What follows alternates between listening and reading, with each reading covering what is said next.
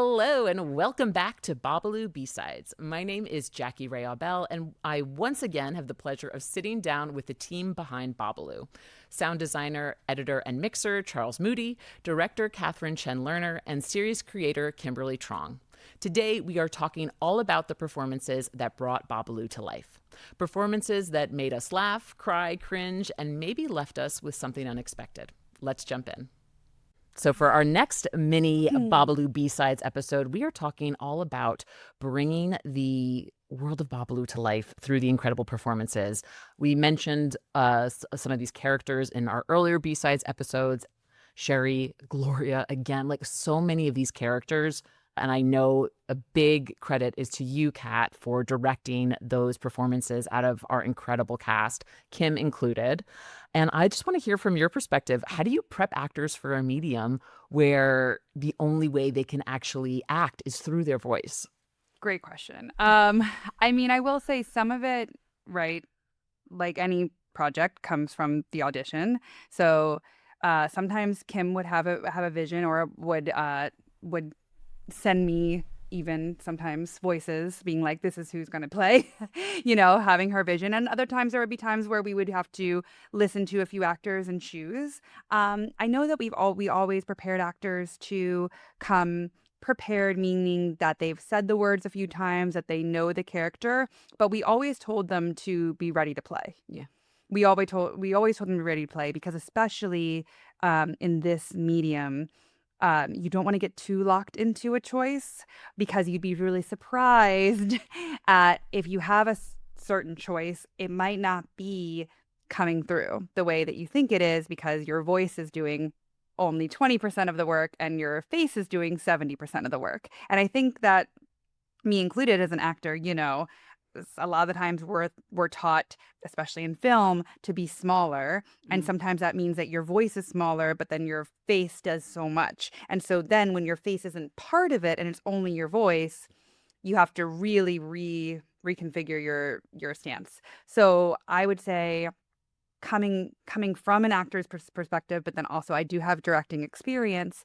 And also actually I have directed adults, but I have a lot of time directed children and youth. And I honestly think that really helped in this situation, because to be very honest, I think being like as kind and gentle to actors as possible was really helpful in this, because there were some times that I felt that actors were like, oh my God, like, I'm a good actor. Why is she telling me to throw all this away? And it's like, no, I'm not. It's just that you are a good actor. I just can't hear it. Yeah. And there were times where I even told them, I was like, hey, don't be offended, but I'm going to close my eyes during your performance. Yeah. I'm Yeah. not going to look at what your Yeah. face is doing, because if I look at what your face is doing, I'm going to be like, look at that. I felt that. And then we're going to look back at post and be like, I didn't feel anything. Mm. Um, and so, there were times that I would either close my eyes, or in your one bedroom apartment, I would turn around. Yeah. I would Yeah. have Yeah. my back towards Sherry, Yeah. because I was like, I need to know that, like, someone, driving their car, listening, in traffic, is going to understand this emotion, this character, this relationship. I would even say that, yes, the monologues sometimes were hard to direct, but sometimes scenes were harder, Yeah. because especially you always try to keep the actors in the room if possible. Yeah. But when they weren't in the room, it's really hard to like find that pacing or find that chemistry Mhm. of two people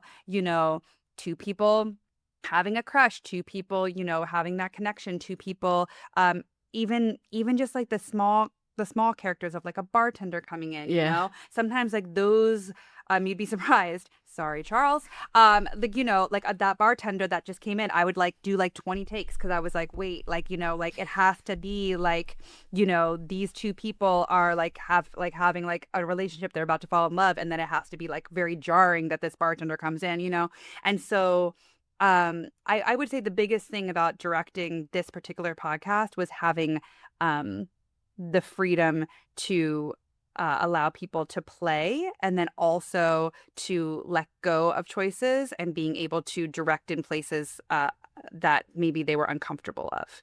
I would always say, come in with a choice and we love it, but also be okay if I tell you to go completely 180 on Mhm. it, simply because I'm not hearing, what you might be putting down for, especially an emotion in particular. Sidebar, I'm going to compliment you now. Incredibly empathetic in all of these B-side, in this B series, this B-sides. What's the name of the thing I'm doing?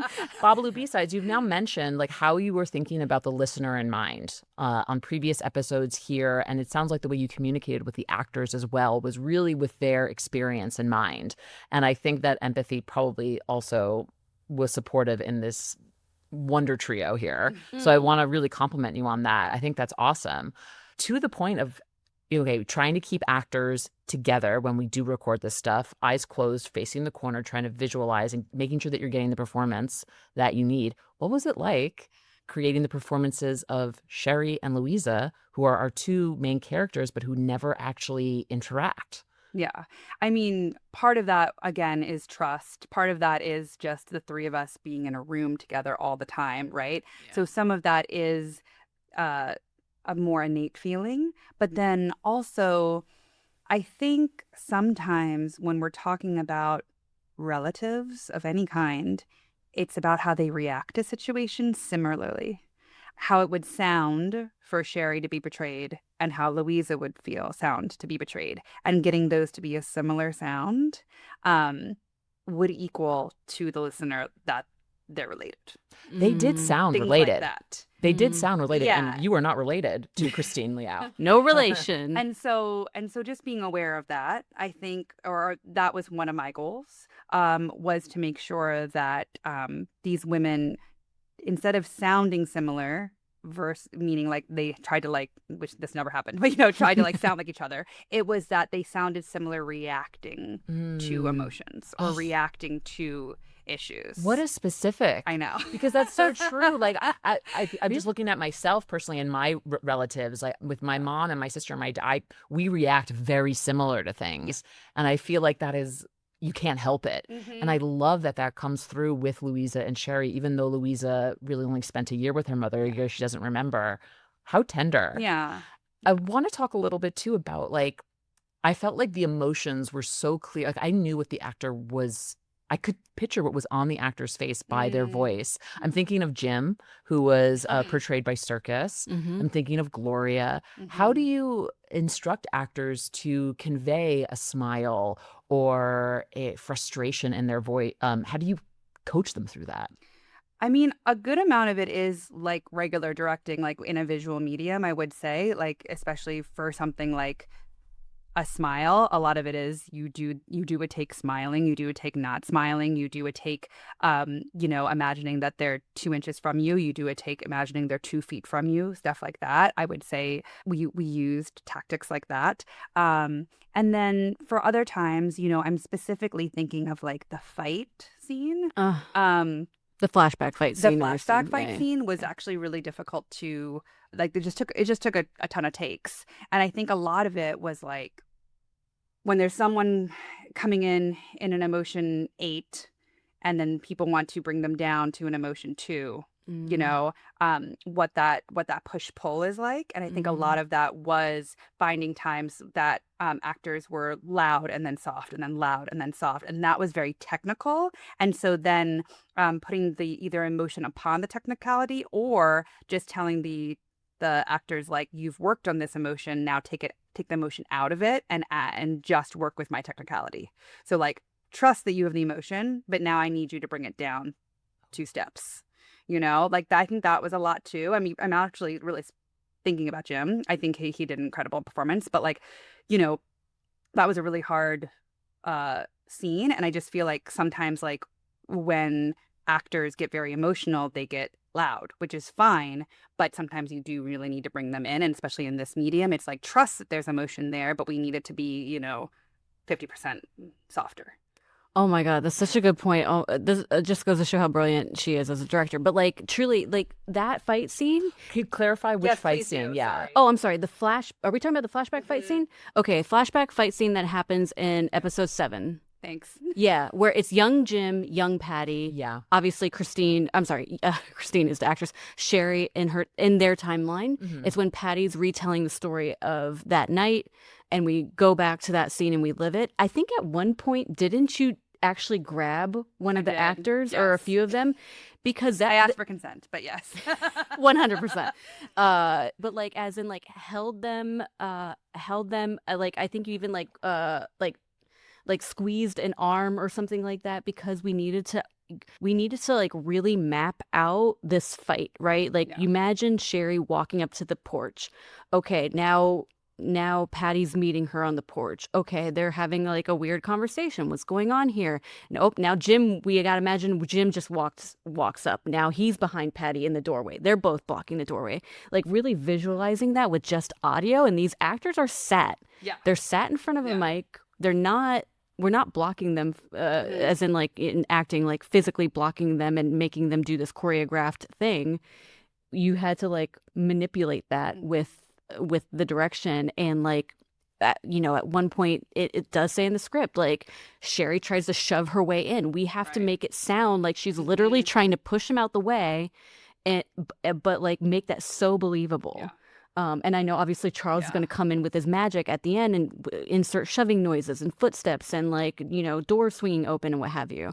But but it was so crucial to me, and that's why Kat is here and was here for this, is that it was so crucial to me. And I'm so touched that people keep pointing out how great the acting is in Babalu.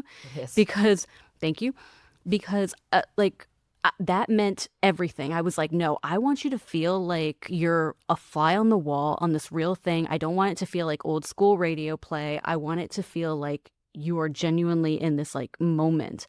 And that fight scene was the way Kat directed it, that fight scene, I cried. It was like, I think the first time I cried on set, because I was like, this is too much. Oh my God, just reliving it now is actually making me emo. But like it was a lot, because like they were all giving their the performances of a lifetime, and Sherry's like, this is a breaking point for Sherry. It's so important. So yeah, kudos. And that is an example of one of the times that we have multiple actors playing the same characters too. We've got older versions of some of these characters nowadays. But back then, we even tried with the original actors for, I think, Deborah and Jim and Patty. Yes. And you really can't tell that they're not the same people. Like, you managed to get a very consistent performance from the people. Yes. With a younger, Wait, I'm sorry. Young Deborah, young Jim, and young Patty are different actors? Yeah. Yeah. Exactly. Yeah. Oh, I didn't know. What? But I will say Look, I'm even discovering something on Babalu B-Sides. Because we debated about Christine for a bit. What do you mean?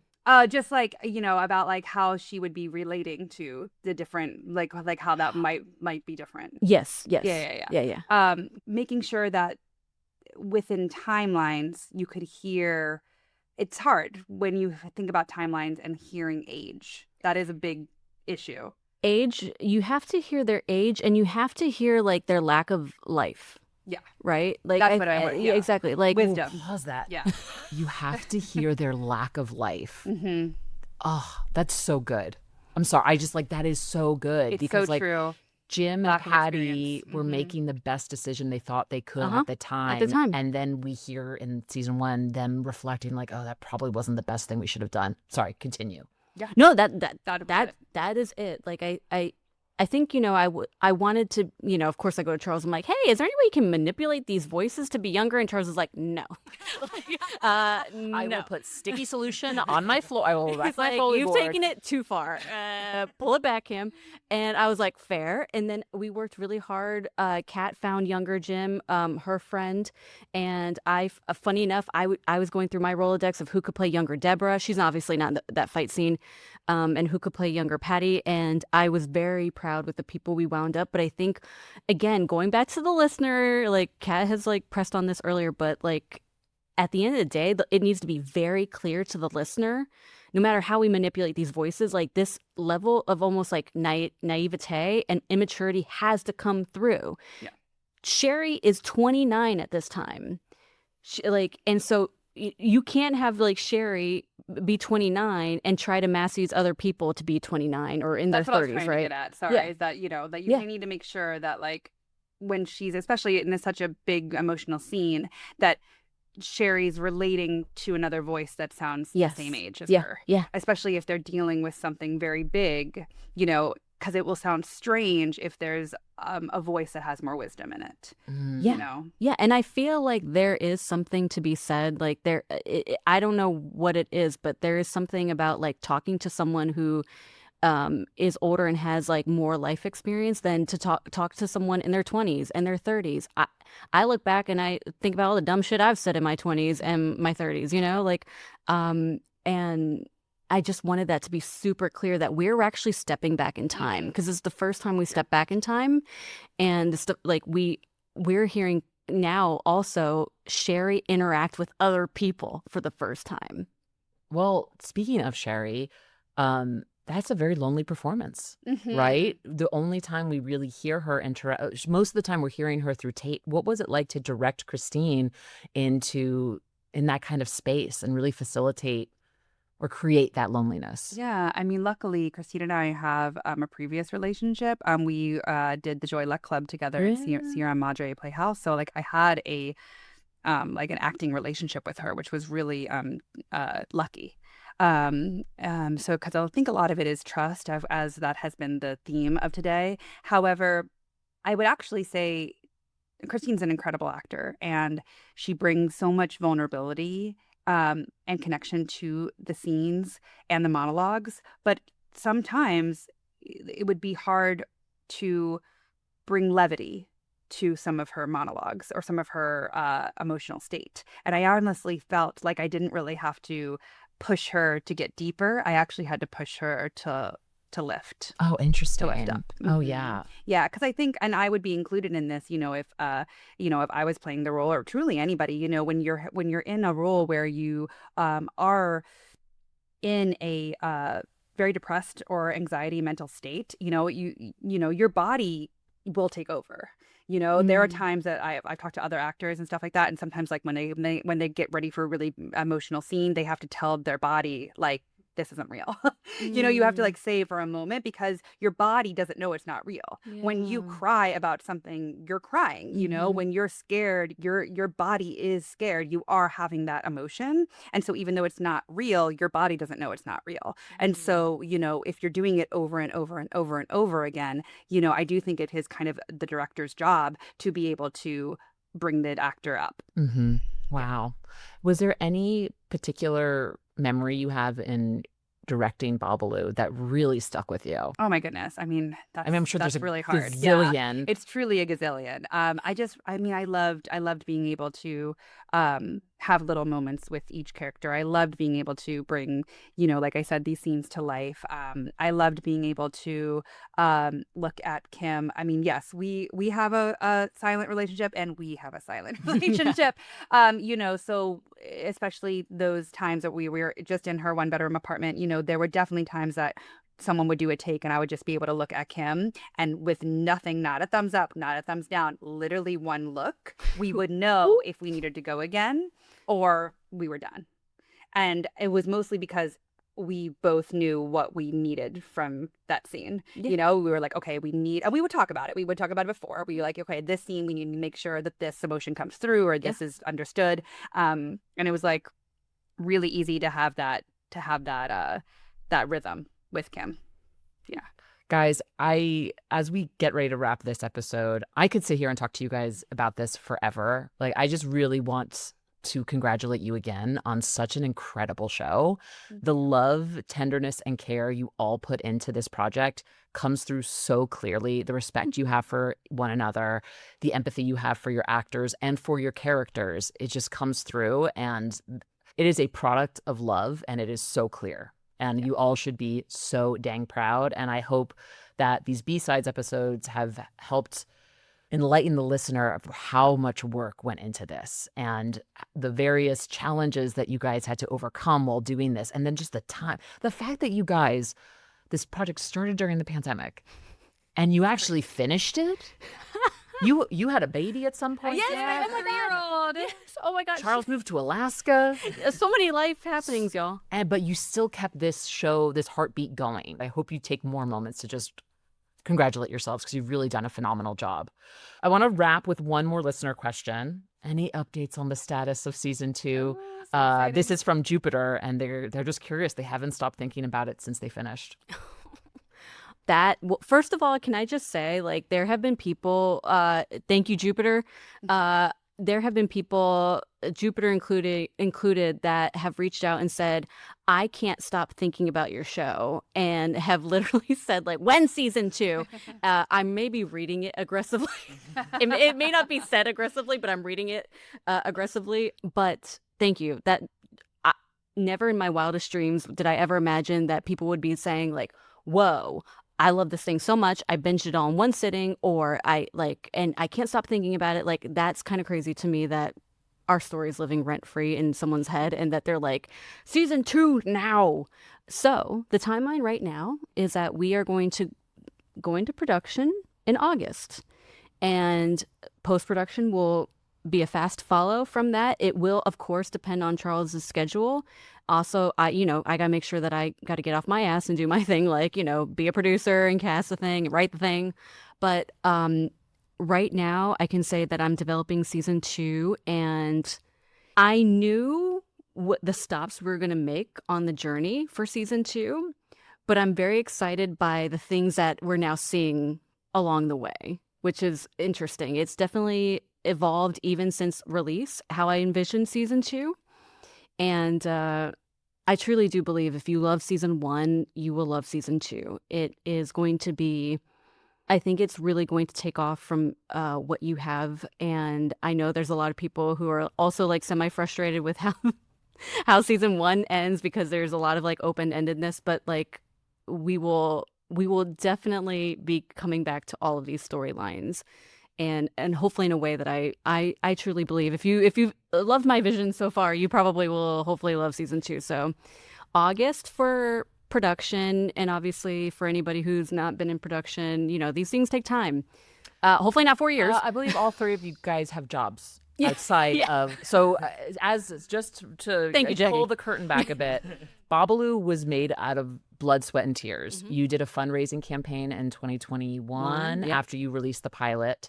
At the end of this episode, and we are going to be talking about the Buy Me a Coffee link. Thank and you. that will be linked in the show notes. So if you guys want to contribute to the development of season 2, that's the place to do it. But, like, keep in mind, to the folks listening here who are inspired and maybe want to write their own stories, this was an act of love and passion, because the 3 of these incredible talented people sitting across from me, they have had to do stuff that maybe they didn't want to do in order to Yes. have the resources to make this. Yes. Like, there is no big Amazon or whatever studios. Not yet. There's no Call big me. studios behind this. This is literally independent creators. But I know you guys are going to do awesome work for season 2, and I'm really excited to listen. But take your time. I'm not putting any rush on you. Thank you so much. Thank you. I would say that the season 1 is obviously the hardest. I think you're, like, building the characters, you're building the world. Now we know the characters. Now we know the world. Now it's like, okay, let's strap in. Like, how do we like continue to, like, let this thing, like, have this momentum? So yes, thank you. Yay! Thank you guys so much for joining. And that concludes our first installment of Babalu B-Sides. Thank you so much for listening and supporting the show. Be sure to subscribe to Babalu wherever you listen to your podcasts to get the most up-to-date information on the show, including any announcements about season 2. Want to contribute directly to the show? Go to buymeacoffee.com/Babalu. 100% of the proceeds will go to creating the next installment of this incredible series. Thanks so much.